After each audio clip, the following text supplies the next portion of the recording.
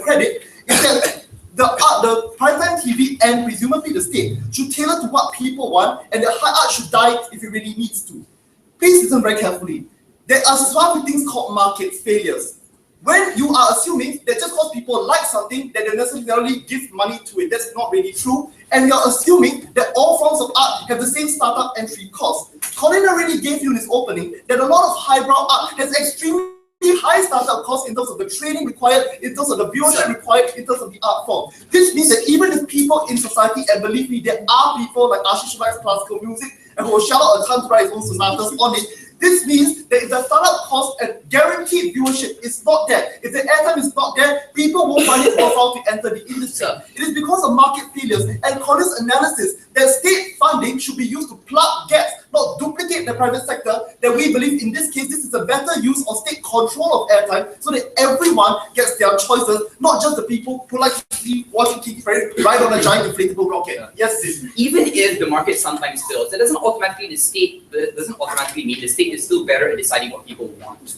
We think that the state generally, in terms of culture, is better able to take into account larger perspectives. For example, their national arts councils, their independent advisories, which means that the state oftentimes tries to develop. And even if the argue the state might unfairly censor and call it a kind of like state-sanctioned form of propagandist art, we also do think that is when people can still opt out and go to YouTube if they need to in the absolute worst case. But we do think that objectively the state is much more likely to adhere on the side of caution. When Colin gave you analysis already, the highbrow art tends to be very interrelated with critics of the state, with art forms that are considered not popular because people don't care just about profit, but they care about pushing the boundaries of expression, pushing the consciousness of expression in society. This means that of all the art forms likely to fall to propaganda, this is probably the last one. This is an allegory as to why the state currently funds SMEs and clean energy. Even if people don't buy goods from them, even if they don't tend to survive, even if they're less viable than MNCs, because there are objective goods that the state can prioritize, like diversity, like innovation, even if people are not willing to put their money behind it. And the argument that Zim gives us is that people will watch this TV and hate it because they're denied the Katy Perry. Come on lah. People don't watch their and suddenly think this is a misallocation of resources. They watch it and think at best, okay, this is kind of weird, I'm not watching it, I'm turning on my Spotify, or at worst, they're like, hey, maybe this is not bad, maybe this is something I didn't see before. So the crucial comparative on their side is that our world gives you a higher chance that people may appreciate high art and engage with it versus their side where everyone is not going to be influenced by the cultural flood on the media right now and never engage with it. But my last extension is that of how we bring balance to the white-dominated discourse. Colin touched on this before, I'm going to further push it. Because high culture, as you understand it now, is a pejorative that's typically associated with the white Renaissance, like, arty-farty French films, ballets, and things which are considered part of the Neo-Greco-Roman romantic era. How then do we improve diversity and to give voice to less known art forms like Japanese kabuki, Shilla interpretive dance, and the Navajo like blanket weaving and like TV dances? We think that pop culture currently is profit motivated and tends to crowd out airwaves, Mr. Speaker. This means that things like Taylor since 1989, as awesome as that is, tend to drown out everything else, even on NHK, even on KBS. Because even in the best case where KBS tries to promote its own culture, they become westernized versions where SNLT goes Oppa Sarang gay, which is kind of cool as it is, but it's hardly representative of the entire zeitgeist of Korean culture. I know the other two judges are loving this. So what we want to argue is that if you force KBS to add 50% of Korean art forms on mainstream television, this changes the way TV stations compete. Because now they're no longer forced to race to the bottom to ensure they've got lots of dancing girls on stage singing cute songs and going like that. But we do think that there's a higher chance to now compete on uniqueness, about reaching out, showing this is what Korean culture is like, this is how we are as a people. This means that in the comparative, you're giving more voice to the subaltern, more voice to others that will discourage, because KBS and NHK are globally competitive stations. This is the only chance you'll get that these art forms get to cross the borders to audiences in Singapore, in Malaysia, in America, and that's where you give kabuki, Shilla Hazards a voice and a chance to contest the traditional Western Renaissance canon. For all these reasons, for bringing diversity and bringing cultural awareness, we are immensely proud to propose.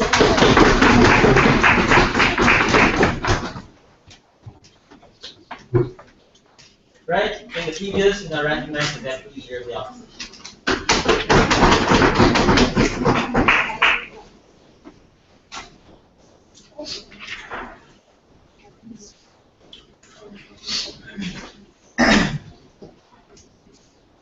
Mr.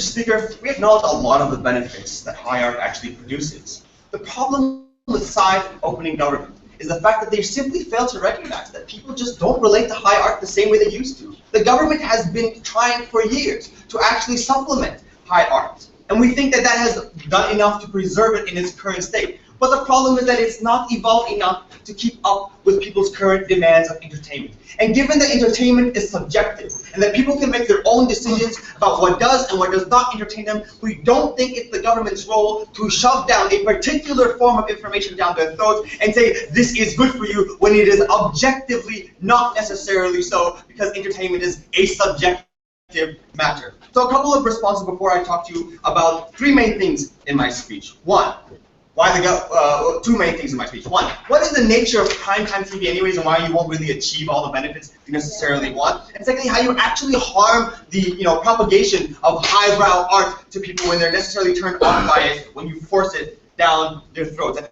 how you harm local actors and local creators as well. Before that, a couple of rebuttals.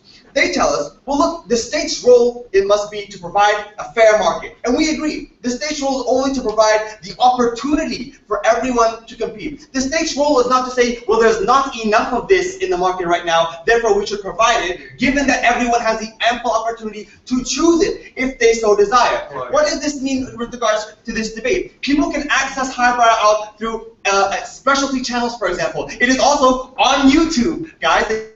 You can also watch as well. A lot of the ballets and operas that many cities have are funded by the state governments as well to offer accessibility to everyone and lower ticket prices, for example. In fact, the state opera house is often purely funded by many cities because they recognize the value of that. The fact that people don't want to go to those state operas is not the fault of anyone, merely the fact that they don't want to necessarily relate to it. So we don't think that's necessarily harmful on your side of the day. If people wanted highbrow, it can compete. The fact that it can't compete right now is the fact that it has refused to change and that it is dated. That brings me to my second point. Why they want to say, they told us eloquently from the Prime Minister's speech, the highbrow art tends to glorify the history and culture and the sources from which we came from. The very problem with that is that it is static and it has not been changing. To the extent it has been changing, it has been accepted within mainstream media. That's why we have on TV, you see the classical like the Nutcracker, for example, being shown on TV because of the fact that people can relate to it. You see different and new versions of it. I'll talk about later on how we increase competition and improve highbrow art, but at the very end of the day, competition exists, but the fact that people don't want your particular form of highbrow art does not mean you just shove it down people's throats. Secondly, they want to tell us, well, it won't necessarily survive, well, let's just get into the argument then, because the rest of it is integrated. What is the nature of primetime television?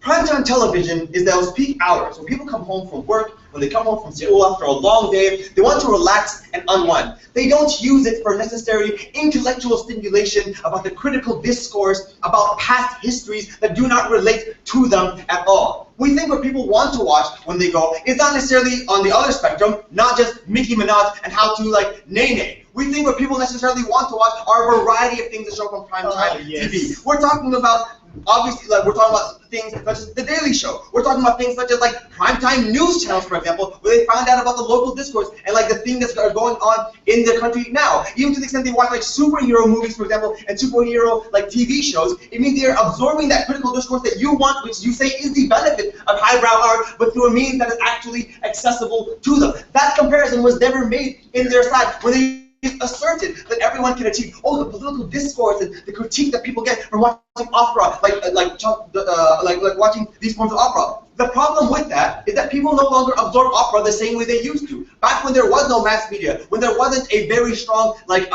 news channel to deliver the information of what's going on in the day, that is how critical discourse happened. But that's certainly not how it happens today. People don't go to opera and learn about the debate between Hillary Clinton and Bernie Sanders. People go to the opera at the point when they want to have a nice night out on the town, and that's all. So we don't think that critical discourse happens on your side. We think, in fact, it better happens on our side of the debate. Go ahead, closing. So if modern media outlets can make movies such as Shakespeare in Love and To Kill a Mockingbird, which are assumably highbrow but still palatable to the public, why can't they do it to all forms of high art?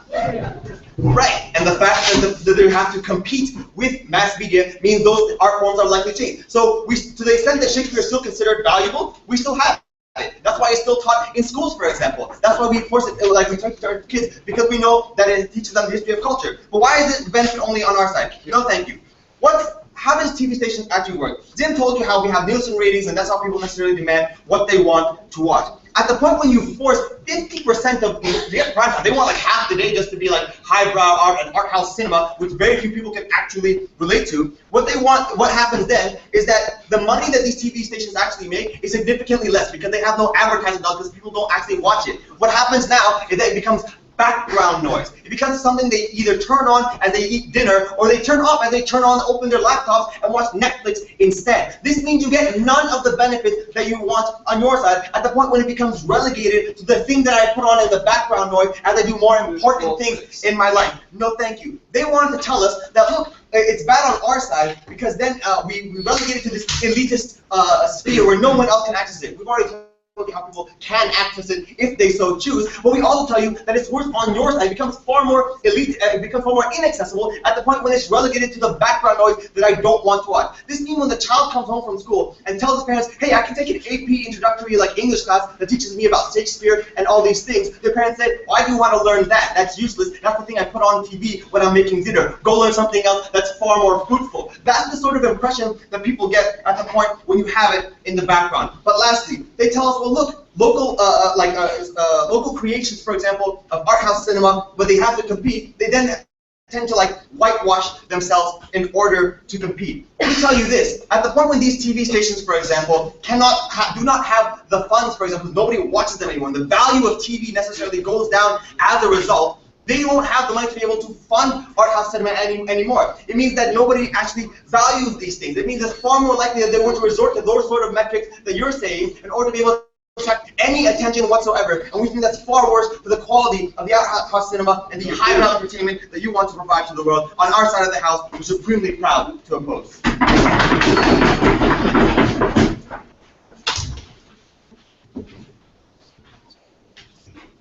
Right, we thank the Deputy Leader of the Opposition. Go in the voting out of the day, member of the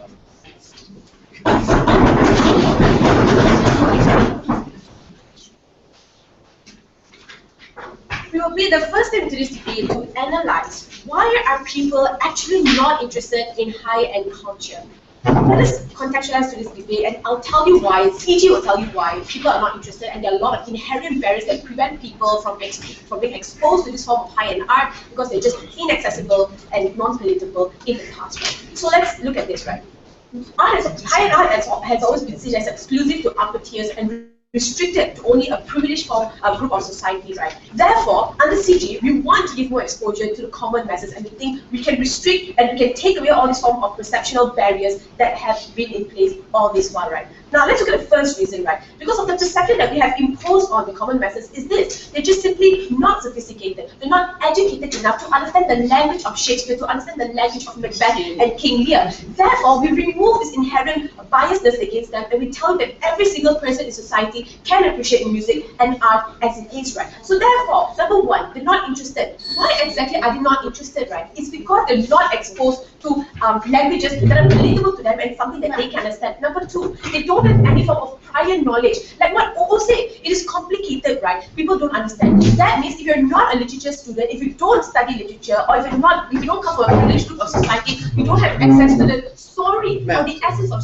Shakespeare's stories, King Lear plays, and things like that, right? That that means even if today media houses make a parody out of it or a modern remake of this literature, people still cannot stand them because people were never exposed to it in the first place, right? They don't have higher background and things like that, right? Number two, right? We tell you that now, because it has always been inaccessible in the past. For example, when Momo wanted to say, oh, operas are there, people just don't go. Operas are not situated in developed areas or privileged areas. They're always situated in privileged areas. They're not situated in subdeveloped areas, right? Where the common masses can access operas and buy cheap tickets, right? They're always expensive and they're always for the patrons and always for the rich people, right? Because it was obviously an exclusive form of entertainment for these people. No, thank you, right? So when he said that, oh, we can teach it in school and things like that, right? But the purpose of learning that art is lost when you go to school to only pass your examination, when you go to school to only pass the literature paper, you only learn Macbeth and you remember the lines. As long as the paper has ended, you forget all of that. You don't understand it and you don't enjoy it as a student, right? No, thank you, right? So therefore, in order to access this form of art, you must be a part of a club, like a Rotary Club or Ethernet Club. Everything is just inaccessible all this while. So therefore, how do we make it more accessible, and why we think that media houses have an imperative to do so, right? They make presentation of art more palatable to the public. What are we talking about? I'm talking about modification of art. That means you don't have so much inside jokes, you don't make the language so hard to understand and things like that. You make the art relatable for people to comprehend and to appreciate it more. What I'm talking about, give an example, right? What Deborah also do, I read. Like Sherlock, it was a literature piece in the past, right? But when Netflix turned it into a TV series, right, it made it accessible to public, and the understanding of the essence of Shakespeare still remain in status quo. That's why people like me and Deborah subscribe and we watch Shakespeare. We love it and we enjoy it every Friday night. No, thank you. Shakespeare in Love, when Gwyneth Paltrow acted in the movie, yes, it was a literature piece in the past, but she acted it, she brought life into the movie and made it more common to you and I to understand those lines. Romeo and Juliet, a contemporary movie just a few years ago, The King and I, the remake of King and I, was also very relatable to the public. That means media houses have struck a balance in order to change certain the way it presents the movies, in order to also gain viewership and to not lose viewership, to also gain the revenue that Momo was so scared to engage with, right? No, thank you, right? So therefore, when Zin said people want to go back and chill with wine, people don't want to have this movie and things like that. But when media houses make it more palatable and relatable to people, people will always have an incentive to opt into it, because we think that having more options is better for the diversification of art as a whole, right? No, thank you. Now, number two, why is it so important that common masses have access? OJ just mentioned the word access, but we'll tell you why it's so inherently important to the formulation of identity of a person, right? Yeah. When you meet somebody in a social, like debates, social things like that, you ask the person, what's your likes and dislikes? What do you like to do? What's your hobby, right? Because it affects who you are. It forms the core identity of you. It tells people how you want to be portrayed in their eyes and how you want to be seen in their eyes, right? That means if you like jazz and wine, you're probably a person who is into poetry, a sentimental person in touch with your emotions and things like that, right? That means the more I have access to rich culture is the more options I have to determine who I want to be and who I want to be seen in the eyes of another person and how I want to react in those circumstances, right? That means if I want to be seen as sophisticated and educated and just well informed about all types of art and culture, that I will opt into Sonata 18, Romeo and Juliet lines. I will look into Macbeth and King Lear scenes. This can only be done when you make it more accessible and you put it in prime time, because it has more coverage. It just reaches people more and people tune into that time, right? Therefore, we think it happens. Therefore, the comparison is this, right? Mass culture exists in everywhere, right? Like comic books, 9gag, social media, and even on the streets, right?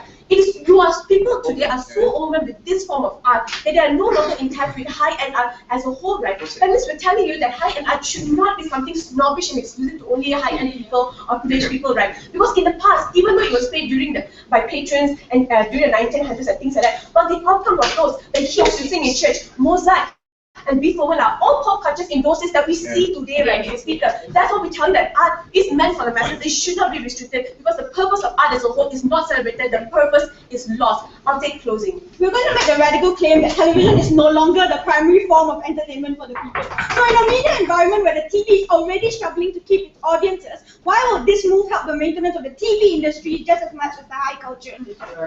But I told you already, when TV understands that there are some people in society who are not exposed to art, they don't have access to this form of art, and if they can modify the art and make it more palatable to people, for people to opt into those art, for people to have an option to define who they are, to have a choice to be seen in the eyes of another person as how they want to be seen, we think media is like all the more reasons for them to be incentivized to have this form of art, especially when it grabs some revenues and people opt into this, it increases their viewership and things like that. More importantly, what happens when people have the choice to determine how they want to be seen in the eyes of another and to formulate their identity? Number one, it's empowering, right? It's empowering because it It tells people that just because I was born as a Chinese, I should not only be subscribe myself to the Chinese identity. That means you escape the identity that people impose upon you. You escape the cascading effect of what people think you are. That means if I'm a Mexican person, I must dress up like I'm from the hood. If I'm a black person, I must always be in tune with rap and hip hop and things like that. And now we take that away because as a middle class, I can tell you that I no longer just want to subscribe to Nangat and jokes that are not Shakespeare, but I want to be included into that trend of high-end culture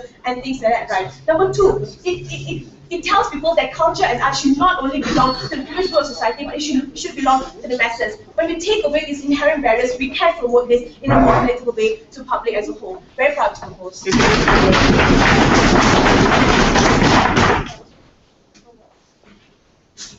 Right, thank the member of the government side. I'd like to invite the member of the opposition.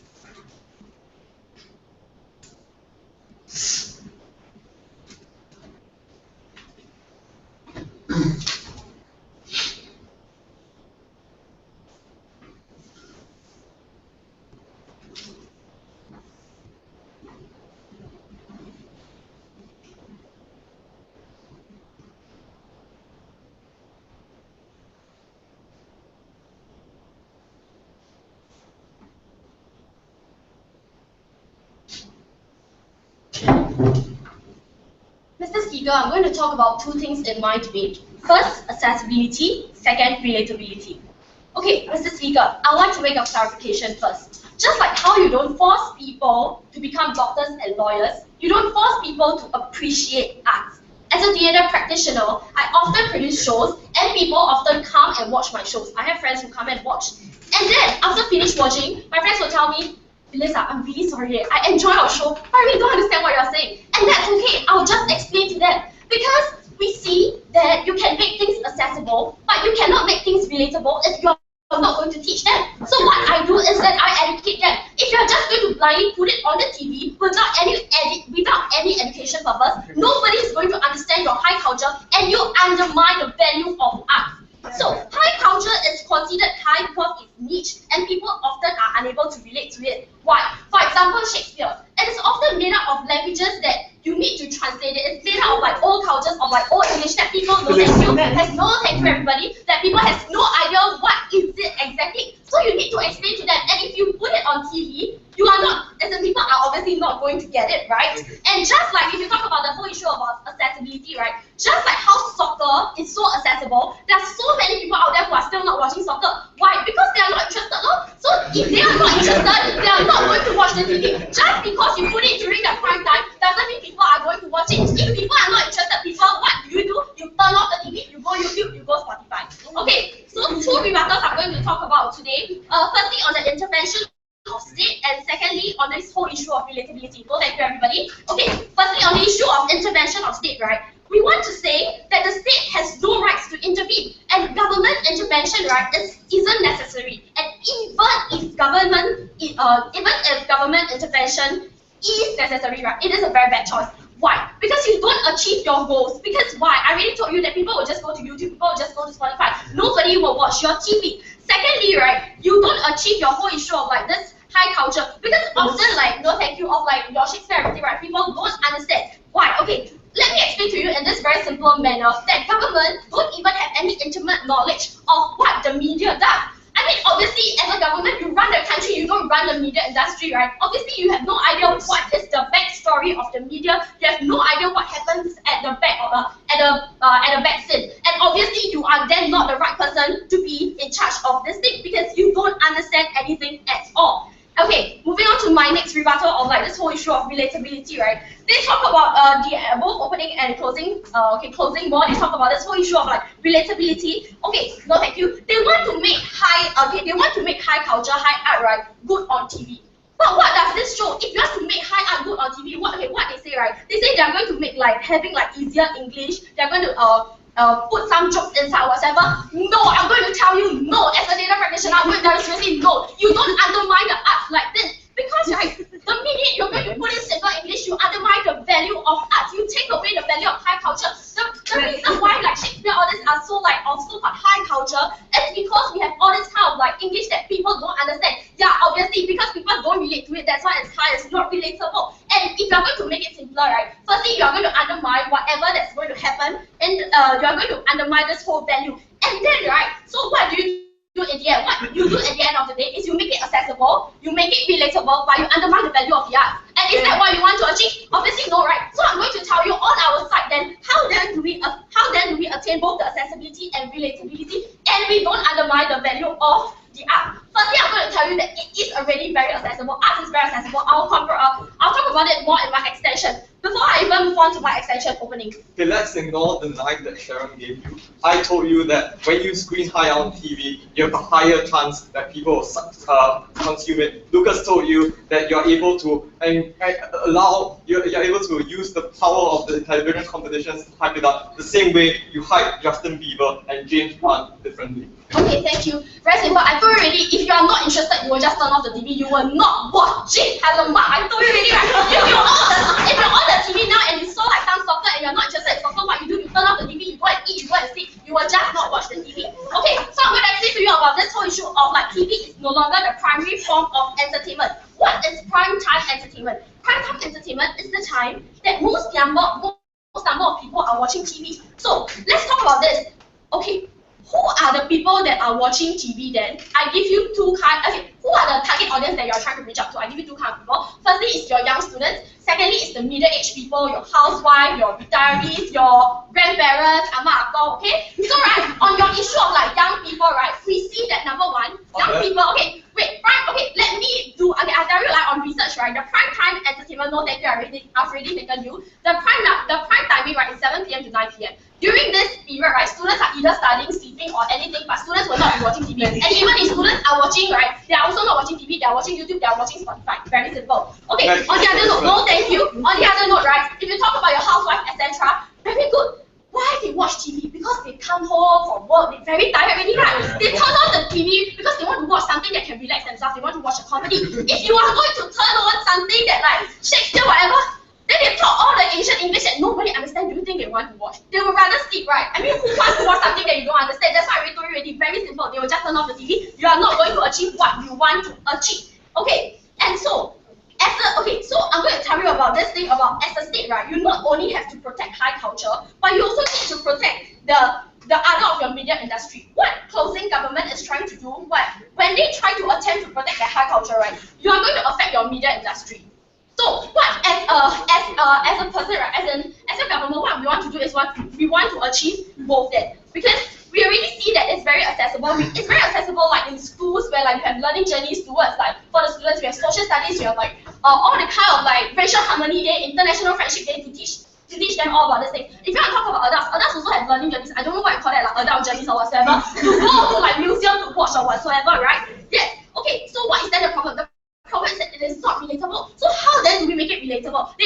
Nobody here obviously did read the ACSR by the National Council on like promoting arts in 2025. Nobody read it. I read it. I tell you what you are going to do. We are going to do two things then. Firstly, we are going to put more money into the Arts Council. Secondly, we are going to put more money towards school and community arts, because community arts is now so accessible, right?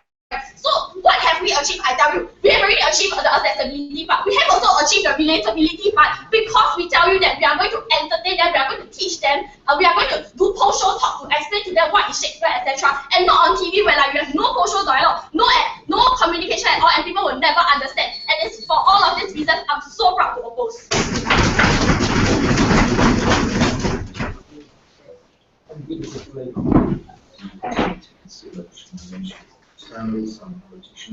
Right, to name a member of the opposition, let's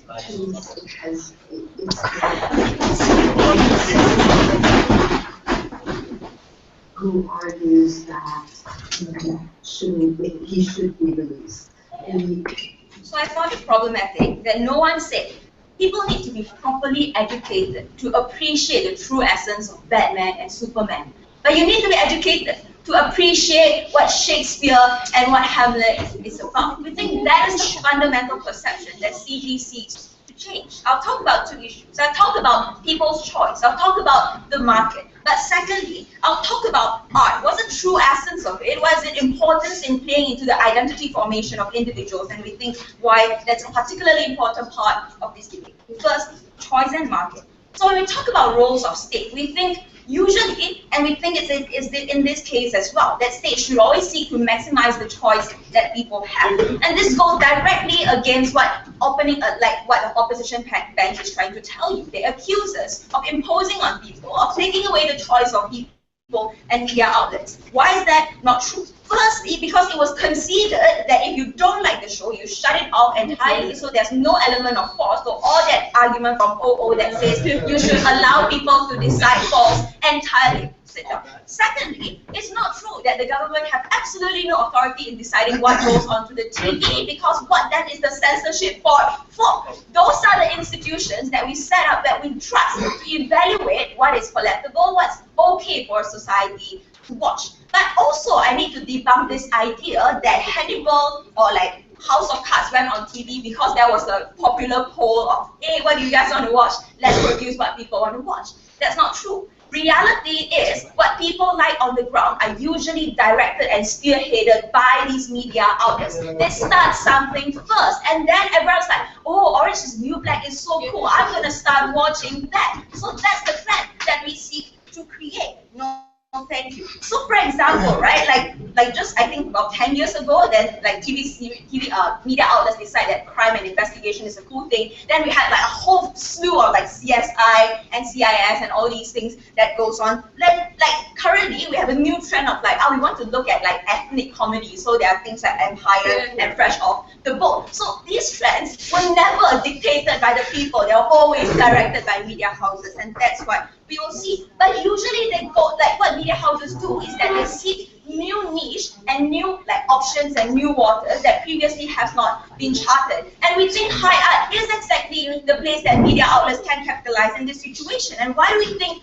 media outlets and production houses of all people are in the best position to do this job? We think they are the experts in making things palatable and popular. And this is why I engage. When you look at movies such as Shakespeare in Love, Phantom of the Opera, To Kill a Mockingbird, which still preserve the true essence and value and the lessons that we learn from all these literature, yet make it palatable to the public. We think they are very good at doing this, right? So when they question us, if you make it like popular, no thank you, if you make it accessible to the public, doesn't that compromise the quality of this literature? We don't think that's true, because essentially when you make languages simpler, languages are merely carriers of what those literature are truly about. When you watch To Kill a Mockingbird, regardless of the language, you still learn values such as justice should be given to people regardless of all races. When Beethoven and Mozart music back in those days were played in the churches because they were meant for the public to enjoy. And we think that is the true spirit of art and what it really should be about. That's why art and museum who have Mona Lisa should be open to the public, because art belongs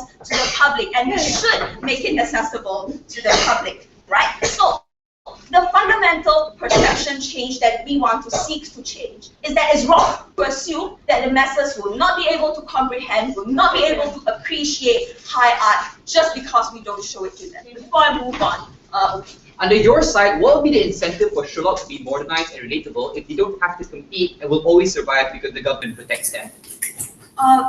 No, because even if with a 50% quota, there will be a lot of TV shows competing for that prime time, right? Because you still make, like, the market still functions, even if we impose a quota. But secondly, I want to talk about the idea of art and, but before that, a short rebuttal of like what Iha pointed out in her QI. She said like TV is already increasingly unpopular, so you cannot risk their revenue generation.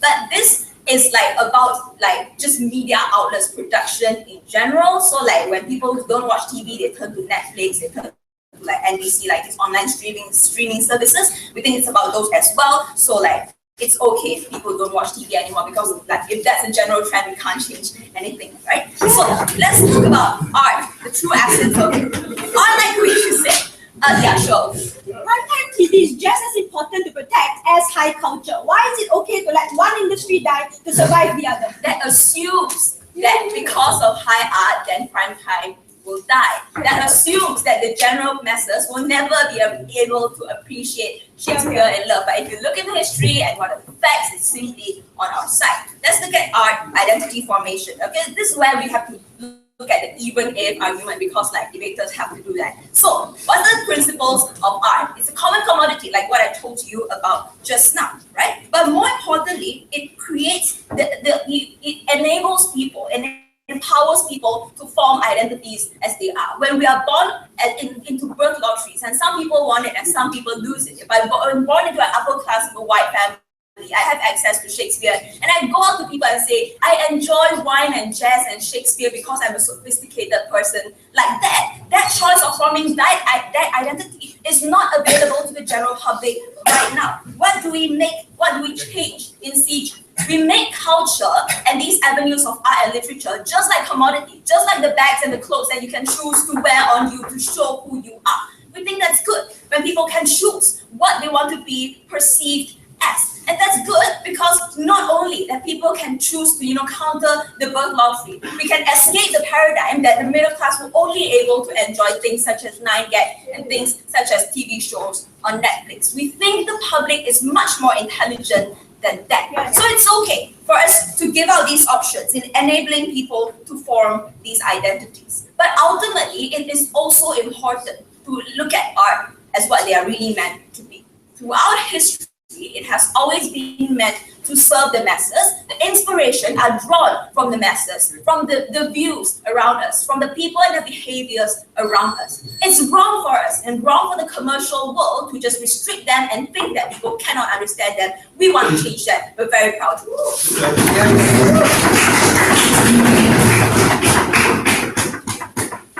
Right, the teachers participate of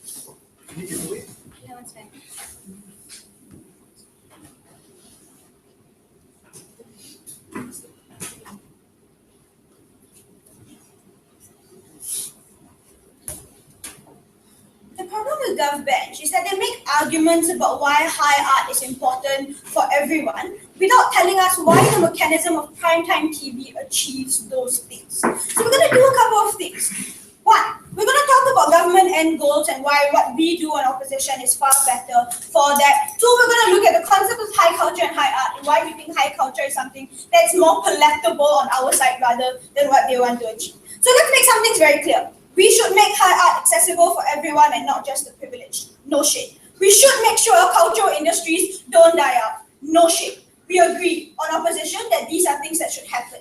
The problem is, primetime television doesn't get you those things. Primetime television doesn't ensure that individuals learn and get informed about high art. Primetime TV also doesn't allow for you to understand and want to ensure engage yourselves in this high art even more. Phyllis told you that when she told you that high art is something that needs interpretation, something that needs education and guidance, and you just the only response we got from Deborah is to say, well, you don't need education for Batman and Superman, why do you need it for Shakespeare? Here's why. Because Shakespeare is an ancient English that you need to translate to modern English. That's why you need to be able to get some sort of help in getting to understand the context. Because Shakespeare is built in a community and culture that doesn't exist in modern society. So you need to understand the historical context behind Shakespeare before you understand why the story evolved the way it did. That's very different from Batman and Superman, which is built in a fantastical world, but still within modern contemporary context that you and I live in on a daily basis. So it's a lot easier to relate to Batman and Superman than Shakespeare. And you need more help with Shakespeare. The argument they're going to run is, the argument that they tried to run was, well, you know what, you can get that by making it more palatable, by ensuring people like Gwyneth Paltrow play Shakespeare roles in modern English so that you get that. Hi, that takes away all the nuances of the community and culture and history of the art because you set it within a modern context. The disgusting portrayal of Romeo and Juliet that was set in the Bronx in New York makes absolutely no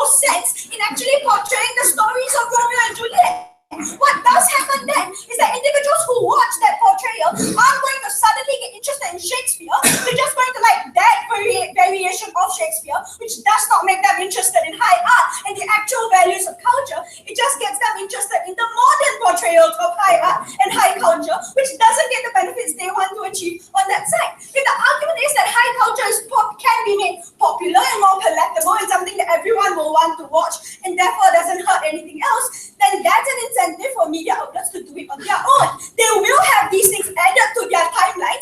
will get that revenues and ratings because it's palatable and something that people will like. As long as that's not something that media outlets do on their own because they realize they don't get the ratings for it, that means that these items are not something that are easily palatable and relatable for these people. So no, we don't think it's easy to just go, let's just make it more palatable. Bam, things happen. That's not how this works, right? If you want to get high art and high culture to become popular in society, the way to do that isn't to dumb it down and simplify it, but to actually have individuals be able to appreciate it in its original form. That's why we told you how we protect high art on our side, right? Whether it is things like what the National Arts Council plan is right now, to be able to increase state funding for these art programs in these niche canyons, whether it is to increase live shows in the developing areas that CG claims doesn't exist in status quo. Fine, create those on our side, right? Be able to have your operas and your stage shows in these developing areas. Decrease the prices, make it free for these shows so that these individuals can go.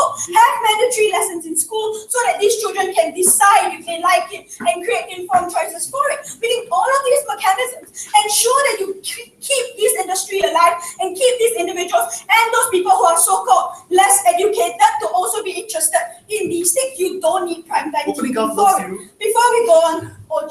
Why are all of Phyllis's extensions, not your new material, not mutually exclusive with ours? Because ours gives the people who learn about lit in school a living learning lab to engage with in TV. You don't have any end state. Look, we don't think that TV is necessary for the end goals that you want to achieve.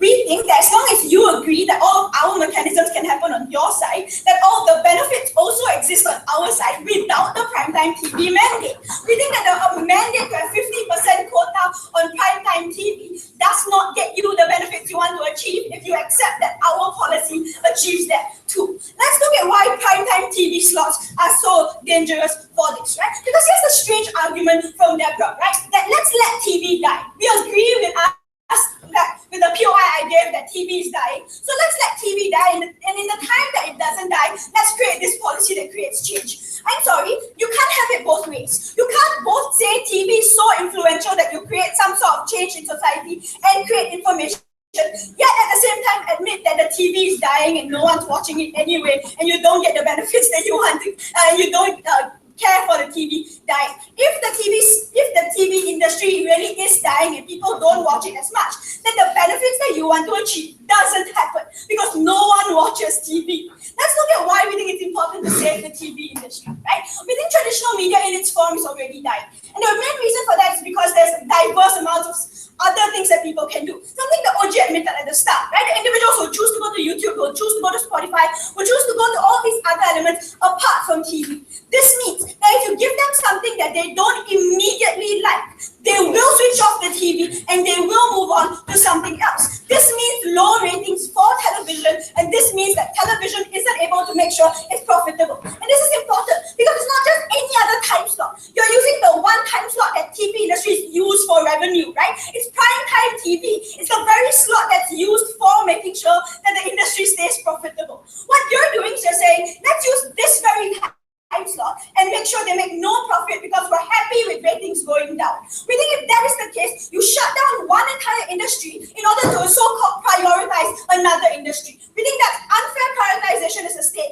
when you say that one form of media or one form of art is more important than the other. Because we think mainstream art and mainstream popular culture is just as important and just as difficult to preserve without television, because television is your mainstay traditional media. We think at the end of the day, that form of television, the form of television as it is today, should continue to thrive and should continue to exist in order to be able to give entertainment to people, in order for them to self-actualize and all the other nice things that opening opposition talked about. We think that in the form of culture as it is, television should exist and should be allowed to be balanced with high culture in a way where the state can manage both of these industries successfully rather than prioritizing one of these industries over the other. We oppose. Guys, I see this, everyone. So now shake hands and drop.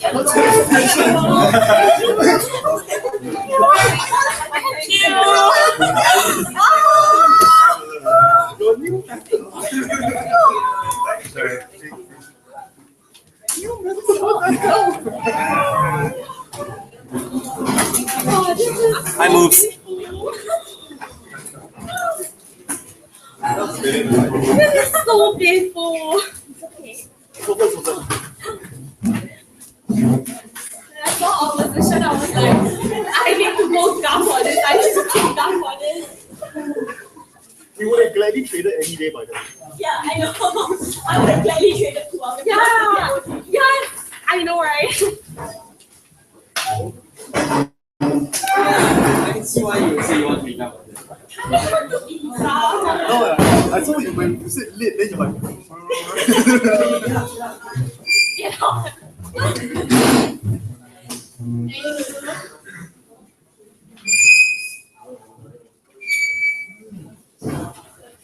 Okay, get out.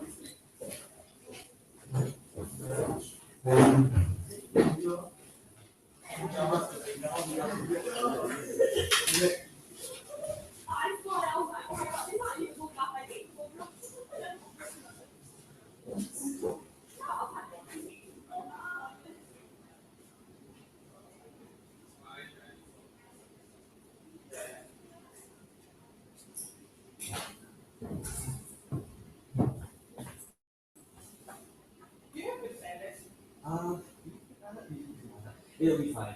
You don't have it. But I will just give the doctor.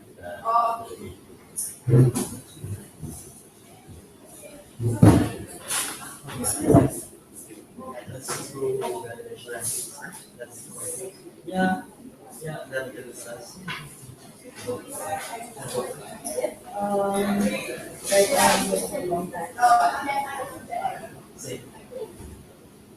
Oh, I find it. But it's quite preliminary call. Because I want to compare like maybe CO and open opposition. CO and open opposition. Yeah. Maybe just figure out exactly what it is, right? I like that list out everything you said. Oh, it's not. It's not. Those are the issues.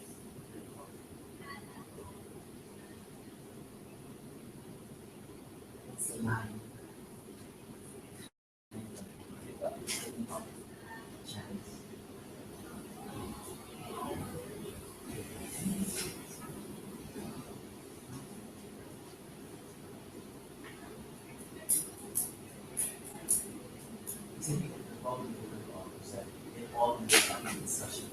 It's not relatable. And like in terms of the discussion of the value of art opposed to opposition, at least it was out there, right? It would be as further explained it. But I don't know if it just is hard. But I don't think there's value came up with opposition. That's fine.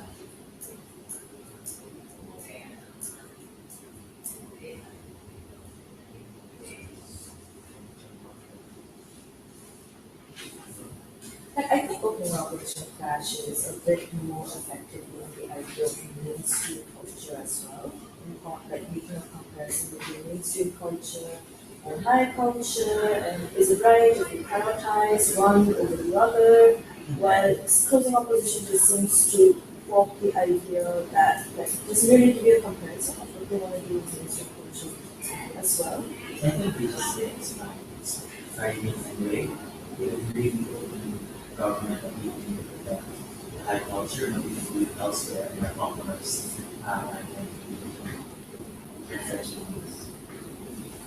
right? So they like everything, not it's just that they They're simply clashing on the point of so you know. Yes, we can see. Sorry, I see how it's like, oh yeah, was that true? I know, sorry. Yeah. Maybe I should just write it down as well. Make that a practice. Oh, yeah, nice. Oh, alright. Everyone practicing just does it. What? No, because you're gonna get it anyway. So do this. It's But like, apart from that, no, because I can't read my own handwriting. Yeah. So I can really need to. Maybe that would be easier. I do that alone now if I touch it alone. Yeah, me too. I actually do that. I find it when you get a panel, right? Everyone individually puts in less effort, so you there's a lot more. Oh, whereas if one person asks you, you say that, you sit down about 4 minutes in, you sit down. No, no, until you see that there's a